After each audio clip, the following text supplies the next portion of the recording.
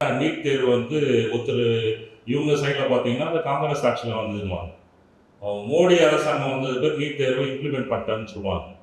இவங்க ரெண்டு பேரும் மாற்றி மாற்றி பேசிக்கிட்டு இருக்காங்க. நீங்கள் மக்கள்கிட்ட ஓட்டுக்காக நீங்கள் வந்து தெரு தெருவா சுத்த வேண்டியது கிடையாது. நீங்கள் உங்கள் வேலை பாருங்க, நாங்கள் எங்கள் வேலை பார்க்கணும். இந்த இலவசங்கன்னு சொல்றது பார்த்தீங்கன்னா நீங்கள் கொடுக்குற அந்த 1000 ரூபாவோ தையல் மிஷின் இந்த இலவசம் தரும் உழைப்பதற்கு நாங்கள் ரெடி. பிரைவேட் செக்டார் எல்லாத்தையும் நீங்கள் வளர்த்து விட்டுட்டு எங்களை இன்னமும் போட்டின்னு சொல்லி போட வைக்கிறதுனால தான் உங்களுக்கு மக்கள் என்ன நினைக்கிறாங்க, எப்படி இருந்தாலும் நீங்கள் இதுதான் பண்ண போறீங்க, நீ கொடுக்குற காசு. வணக்கம். மக்கள் மனதில் சேனலுக்கு தன்னை வரவேற்றதில் மிக்க மகிழ்ச்சி. திரு சகோதரர் மார்ட்டின் மனோகர் அவர்களை அரங்கத்திற்கு வரவேற்றுள்ளனர். அவர்களிடம் ஒரு சிறு உரையாடலை மேற்கொள்ளலாம். நம்ம நிறைய விஷயங்கள் நம்ம பேச போகிறோம். அதில் இப்போது தமிழ் புத்தாண்டு அன்று இந்த மக்கள் மனதில் சேனலே நம்ம துவக்கியிருக்கோம். ஆனால் அது மிகுந்த மகிழ்ச்சி தருது. இப்போ இருக்கிற சூழல் அப்படின்னு சொல்கிறேன். ஸோ மிகப்பெரிய ஒரு எதிர்பார்ப்பு மக்கள் மனசில் எந்த மனிதர் நமக்கு அரசியல் சம்பந்தப்பட்டு மக்களுக்கு சேவை செய்யறதுக்கு யார் தகுதியானவர்கள் அப்படின்ற ஒரு மிகப்பெரிய ஒரு திருவிழா அப்படின்னு சொல்கிறாங்க. திருவிழானே சொல்கிறாங்க. தேர்தல் திருவிழா. அதை பற்றி நீங்கள் என்ன சொல்றீங்க? டாக்டர், இந்த திருவிழாவுக்கு தலைவை தாங்குவது யாரை பற்றி இது வரைக்கும் தெரியல. இன்னைக்கு இந்த திருவிழா வந்து இப்போ ஊர்லலாம் பார்த்தீங்கன்னா வருஷத்துக்கு ஒரு முறை திருவிழா நடக்கும். இங்கே 5 வருஷத்துக்கு ஒரு திருவிழா நடக்குது. அந்த திருவிழா வந்து நாங்கள் என்ஜாய் பண்ணிட்டு அப்படியே வீட்டில் போய் உட்காரோம். ஏன்னா நீங்கள் கேட்குறது வந்து ஒரு அரசியல் சார்ந்த ஒரு கேள்வி. யார் பிரதமர் ஆகணுன்ற கேள்வி நீங்கள் டேரெக்டாக கேட்காம ஒரு கொடி வச்சு கேட்குறீங்க. பிரதமர் யார் ஆகணுன்றதை காட்டிலும் யார் மக்களுடைய மனதை கவர்வார்களோ, அந்த மக்கள் மனதை எப்போ ஒரு அரசர் எப்போ வந்து பெட்டராக ஆட்சி பண்ணுறாங்க எப்படி நினைக்கிறோமோ அதே போல தான் இன்றைக்கி வந்து மக்களுடைய தேவைகளை, அடிப்படை தேவைகளை பூர்த்தி செய்யக்கூடிய ஒரு சாதாரண மனிதர் வந்து ஆட்சிக்கு உட்கார்ந்தாலும் அந்த ஒரு விஷயம்தான் நாங்கள் ஏற்றுக்கொள்ளக்கூடிய விஷயம், எங்கள் மக்கள் ஏற்றுக்கொள்ளக்கூடிய விஷயமா இருக்கும்.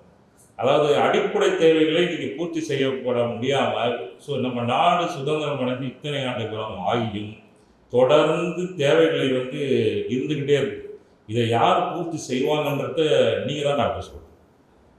இப்போ நான் ஒரு கேள்வி கேட்டேன். அதை விட மிகப்பெரிய கேள்வி எதை கேட்டு என்ன யோசிக்க வச்சுட்டீங்க. சரி, அதுக்கு மக்களாக இருந்து நானும் அதுக்கு பதில் சொல்லி தான் தெரியும். எப்படி நீங்கள் இப்போ ஒரு பதில் சொல்லுவாங்க. மக்கள் மனசில் இப்போது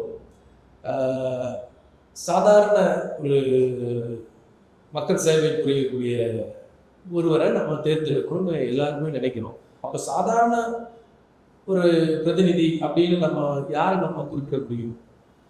இன்னைக்கு எல்லாமே பணமயமாக இருக்கு. பணத்தை வச்சுதான் எல்லாமே சாதிக்கிறாங்கன்ற ஒரு கட்டாயத்துக்கு வந்துட்டு இன்னைக்கு அந்த பண தேவை அப்படின்னு ஒரு விஷயம் வருது. இப்போ அதுலேயும் ஒரு பல கேள்வி வந்துருச்சு. இதை எப்படி பார்க்குறீங்க? இதுக்கு என்ன பதில் நீங்கள் சொல்ல வரீங்க? அதாவது நீங்களும் நாங்களே பார்த்தீங்களா, நீங்கள் ஒரு கேள்வி கேட்டால் உங்களுக்கு மறு கேள்வி நான் கேட்குறேன். இப்படியே மாறி மாறி கேள்வி கேட்டுட்டா இந்த ஆட்சியாளர்கள் அப்படிதான் இருக்காங்க. முதல்ல ஆட்சிக்கு வரும்போது நம்ம மக்களுக்கு எல்லா தேவையும் செய்ய போகிறோன்னு தான் உள்ள வராங்க. அடுத்து எதிர்கட்சியில் இருக்கிறவங்க வந்து இவர் வந்து சொன்னதை செய்யலன்னு சொல்லி ஒரு தலைவிப்படுறாங்க. நான் இந்த ஆட்சிக்கு வந்திருந்தா இதெல்லாம் செய்வேன். நம்மளுக்குள்ளே ஒரு வேறுபாடு வருவதற்காக தான் உங்ககிட்ட நான் திருப்பி ஒரு கேள்வி கேட்டேன். இதே தான் இன்னைக்கு காலங்காலமாக நடந்திருக்கு. இதை போல் நான் என்ன செய்யுது, அவங்க என்ன பண்ணுறாங்கிறத விட்டுட்டு மக்களுக்கு என்ன பண்ணணுன்றது என்னைக்கு எந்த ஒரு தலைவர் நினைக்கிறாரோ அன்றைக்கி தான் நாடு இருக்கும்.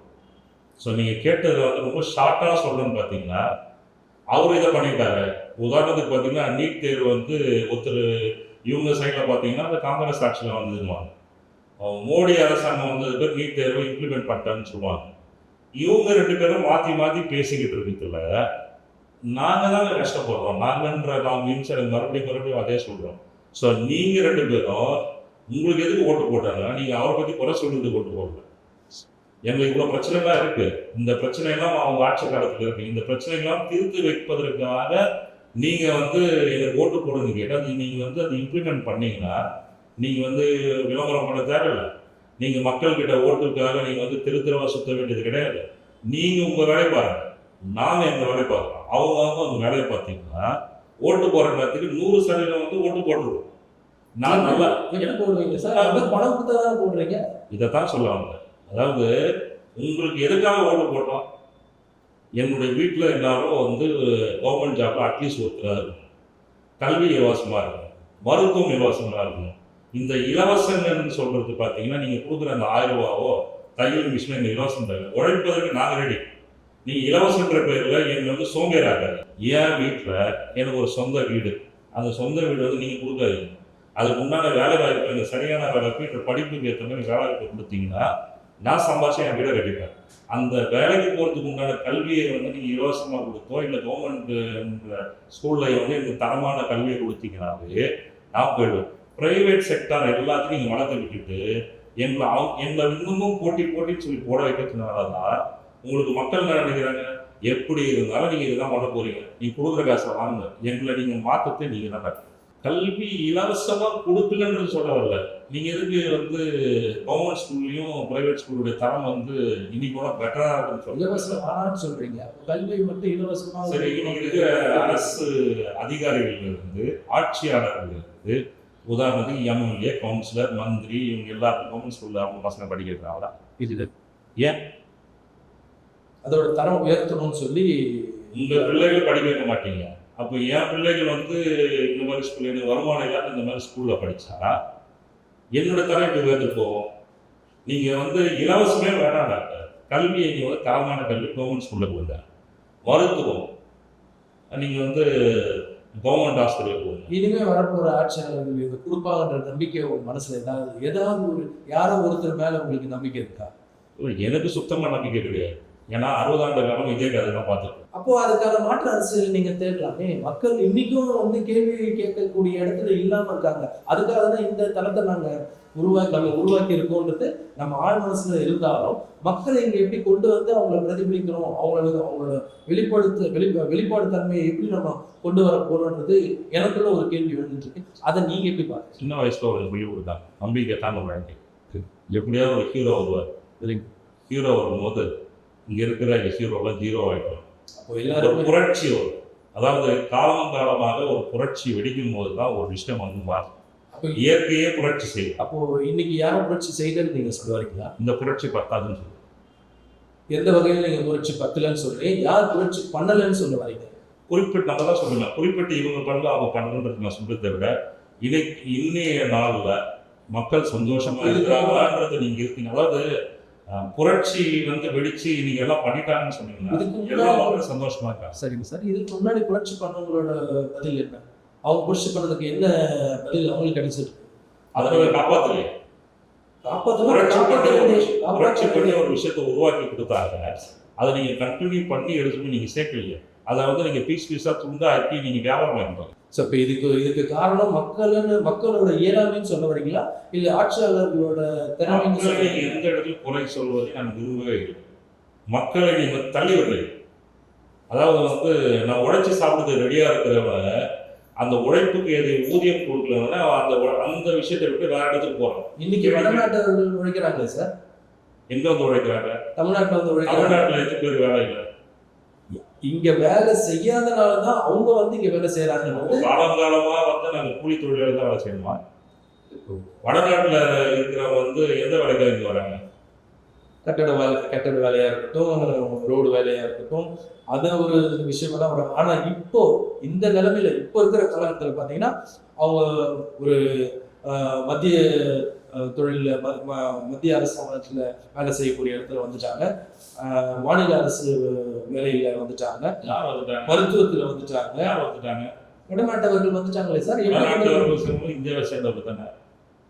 சரி, ஆனா இங்க இருக்கிறவங்கள வேலை செய்யல இலவசத்தை கொடுத்து அவங்களை அடுத்துறாங்க நீங்க சொன்னீங்களே. அதாவது எங்களை வந்து முதல்ல வந்து வீட்டை சுத்தம் பண்ணு, அப்புறம் தெருவு சுத்தம் பண்ணு, அப்புறம் வந்து உங்களுடைய நாடா சுத்தம் பண்ணுன்னா. ஃபஸ்ட்டு என்னை சுற்றி இருக்கிற தமிழ்நாட்டில் ஏகப்பட்ட பிரச்சனை இருக்குது. தமிழ்நாட்டில் நீங்கள் நான் வங்கிக்கு போனால் கிராமத்தில் இருக்கிறவங்க எல்லாம் எப்படி ஃபார்ம் ஃபில் பண்ணுவாங்க? அங்கே இருக்கிறவர் யார்? வடநாட்டு எங்கேருந்து வந்தாங்க? வடநாட்டிலேருந்து அவங்களுக்கு தமிழர்கள் எப்படி அவங்ககிட்ட போய் ஒரு சனானத்தில் பண்ணுவாங்க? இன்னைக்கு அவங்க எக்ஸாம்லாம் பாஸ் பண்ணி தான் வந்திருக்காங்க. அவங்க அப்போ இங்கே தமிழர்கள் எக்ஸாமாக பாஸ் பண்ண மாட்டாங்களா? இல்லை அந்த திறமை குறைஞ்சிச்சுன்னு இப்போ தமிழர்களுக்கு இருக்கிற திறமை வடநாட்டில் இருக்கிறாங்களா? சரி. இப்போ நீங்கள் அதன் அடிப்படையில் வளங்கள் ஒரு பக்கம் தமிழர்கள் பேசிட்டு இருக்கிற பிரச்சனை வேஸ்ட்டுடா. சரி. தமிழர்களுடைய உரிமையே ஒன்றும் பாதுகாக்கப்படலை. கடல். சரி, இதுக்கப்புறம் இந்த 2024 பாராளுமன்ற தேர்தலுக்கு அப்புறம் ஒரு நல்ல அரசு அமையும் அப்படின்ற எதிர்பார்ப்பு எல்லார் மனசுல இருக்கு. அதை நாங்களும் சரி, நம்மளும் சரி, அதை எதிர்பார்க்கிறோம். இந்த தமிழ் புத்தாண்டு தினத்தோட நம்ம சேனல் ஆரம்பிச்சதுல ரொம்ப வாக்குவாதம் போற மாதிரி தோணுது. இது இது இது அடிப்படையா வச்சு இன்னும் நிறைய விஷயங்களை நம்ம மக்கள் மனது சேனல்ல நிறைய பேச போறோம். இது யதார்த்தமா மனசுல பொங்கி எழுந்த விஷயத்தை தான் நாங்கள் இப்போ பரிமாறி பேசிட்டோம். இதை அடுத்தடுத்து வரக்கூடிய பதிவுல இன்னும் நிறைய மக்களையே டைரக்டா நாங்கள் வச்சு அவங்க கிட்ட அவங்க படுற வேதனைகளை, அவங்க படுற கஷ்டங்களை, ஆட்சியாளர்கள் அவங்களையும் சரி பலதரப்பட்ட நிபுணர்களையும் இங்கே வர வச்சு நம்ம பேச போகிறோம். நம்ம மட்டும் இல்லை, அவங்களையும் சேர்த்து கேள்வி கடைகளை தொடுக்க போகிறோம். அதை நீங்களும் தான் செய்ய போறீங்க, நானும் அதில் பங்கெடுத்து கேட்க போகிறோம். மக்களுக்கு நிறைய விஷயங்களை வெளியே கொண்டு வர போகிறோம் அப்படின்றத நான் இந்த இடத்துல இப்போ நீங்கள் பேசுறதை வச்சு எனக்கு அந்த ஒரு நம்பிக்கை வந்திருக்கு சார்.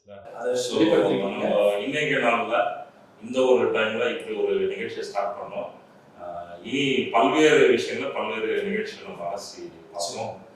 ரொம்ப நன்றி டாக்டர். முன்னாள் கட்சிகளை சந்திச்சு இப்படி ஒரு சூழ்நிலை சந்திச்சதுக்காக ரொம்ப நன்றி. நம்ம இங்கே அரங்கத்துக்கு வர வச்சு மக்கள் மனதில் சேனலுக்கு மிக்க நன்றிகளை தெரிவிச்சுக்கணும்.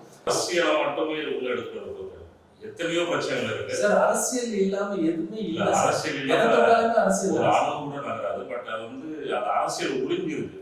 அந்த ஒழுங்கி இருப்பதை வெளிச்சத்துக்கு எடுத்து வரலாம். பட் எனக்கு எப்போதுமே ஒரு விஷயம் கேள்வியை கேட்டு விட்டுறக்கூடாது. சொல்யூஷன் என்ன? இந்த சொல்யூஷனை பத்தி நெக்ஸ்ட் ஒரு விஷயத்துல பேசுவோம். நீங்க சொன்ன அந்த வாக்குறுதி வாக்குறுதியா இருக்கக்கூடாது. இந்த வாக்குறுதி நிறைவேற்றப்பட்டதா அப்படின்ற ஒரு விஷயம் இருக்கணும்ன்றதான். அதை தொடர்ந்து நம்ம பின்தொடர்ந்தே போக வேண்டிய கட்டாயத்தில் இப்ப இருக்கும்.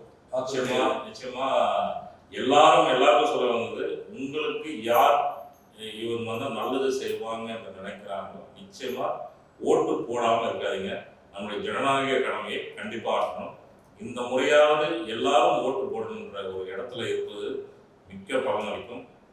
பார்வையாளர் அனைவருக்கும் மிக்க நன்றி. நன்றி.